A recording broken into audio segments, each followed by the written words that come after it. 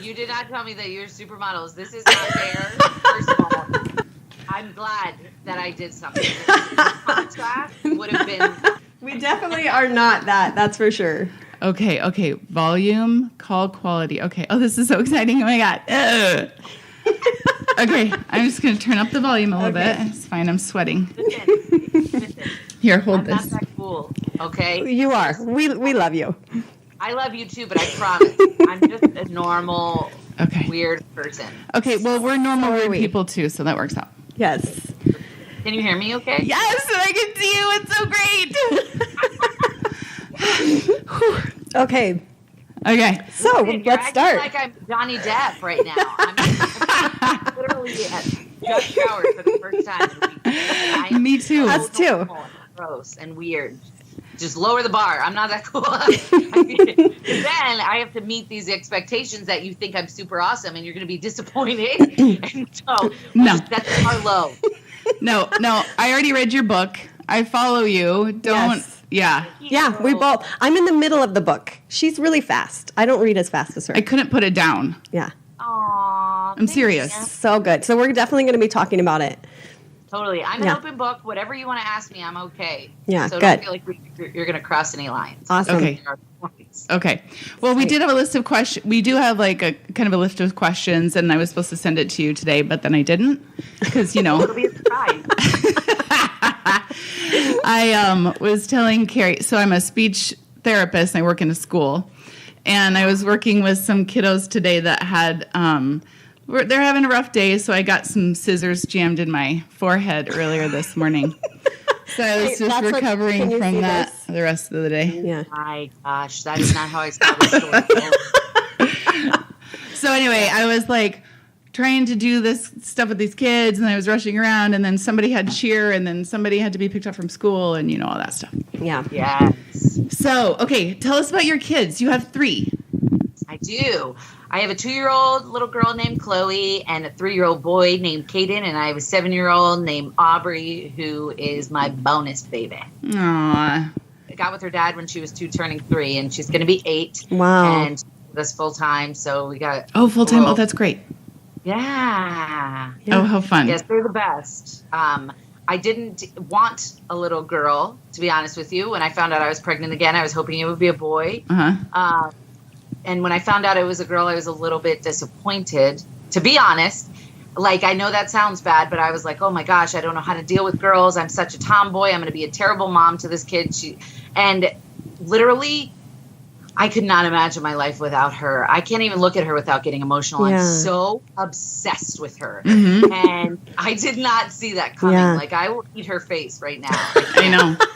I can't handle it. I don't know what it is. I didn't think I would be a girl mom, but she does wear her brother's clothes a lot, but still, she's great. Yeah. How old is she?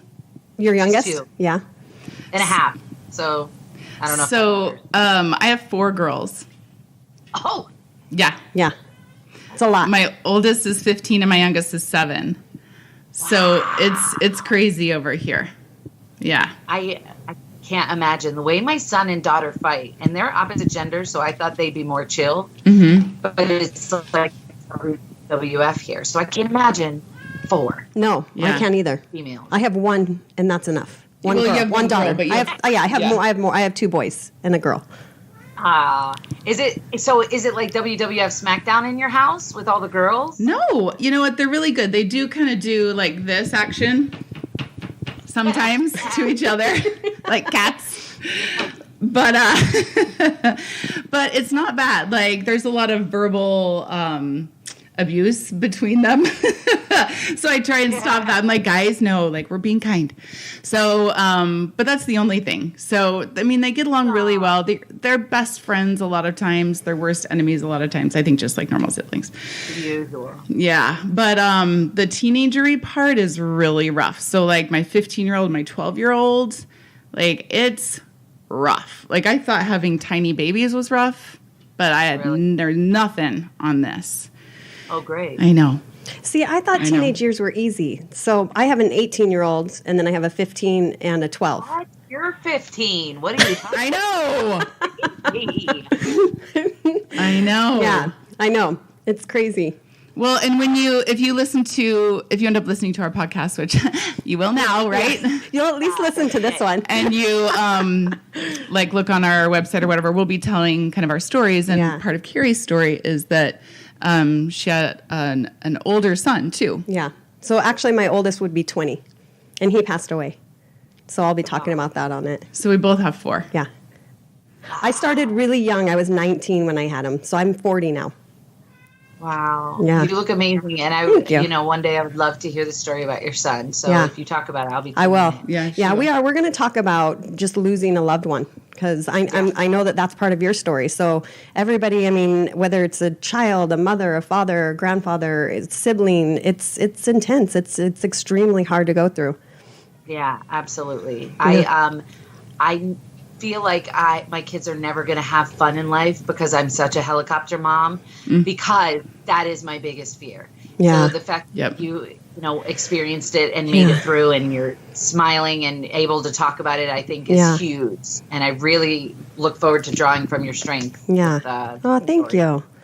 You're welcome. Yeah. So that's actually kind of how we got started is, well, a couple things, but... Wait, hold on. Are we recording this? Yeah, we're recording good. sound. But what about the video? Yeah, I don't know. Do you know if we can record this?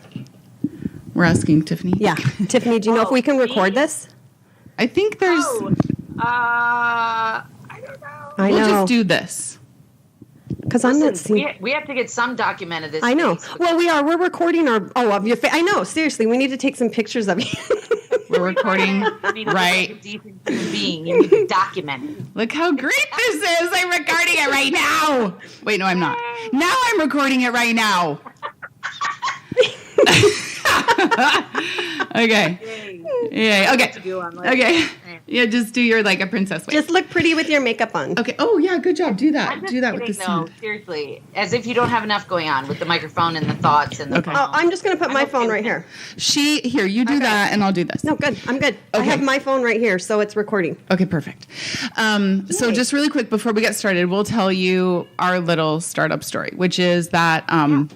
So, I have stories of pain and loss and grief and recovery of my own, and so does Carrie. Mm-hmm. And when I first met Carrie, we were actually at a conference, and we had both gone to this conference for like a day workshop, and I'd gone by myself. And she got up and asked a question, and it was so powerful to me. It was about women with eating disorders and how she could help girls manage that without focusing on the pain and the difficulty of the eating disorder, but focus on the healing part.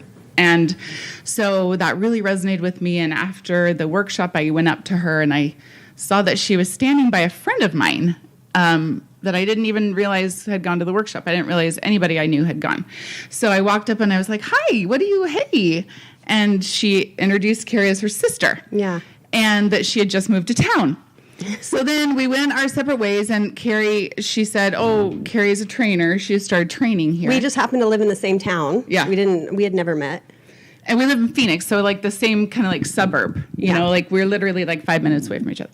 So it took me like a year to feel like I was in a place where I could say, all right, I'm ready to like talk about this with someone else. And so I messaged her and I was like, hey, remember me?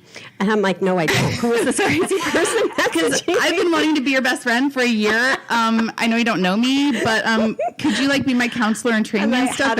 How do I block this number? Yeah. So she didn't mention I'm a personal trainer, so she was asking if she could personal train with me. And I had to ask my sister. I'm like, was that girl that came up and talked to us? Was her name Summer? Because there's a lady messaging me saying that she remembers me. Lady. I don't know what to do with it. Yeah. So anyway, I started training with her, and Carrie shares her stories while it's just women, and we're in her garage. She has all the equipment in her garage. So she's constantly sharing her story. We're all talking. It's like a group therapy, literally, every time we train, because it's all these women are sharing and encouraging each other and things like that. So once I started to hear her stories, I started to think, you know what, if she can share, like maybe I can tell my story. Maybe I can say those deepest, darkest words that are so difficult to say. And so once I started sharing and found that there was so much power in it, then, things really started to take off. And anyway, we got closer and closer and became really good friends. And then Carrie did a podcast for a friend of hers, and she was telling me about it. I'm like, oh my God. We need to do this. This is it. Yeah. Like, this is what we have to do. Wow. Yeah. So that's what it's about, is like how much healing can come from sharing your story. And there's parts in your book that you say those exact things. And I was so touched by those parts. First of all,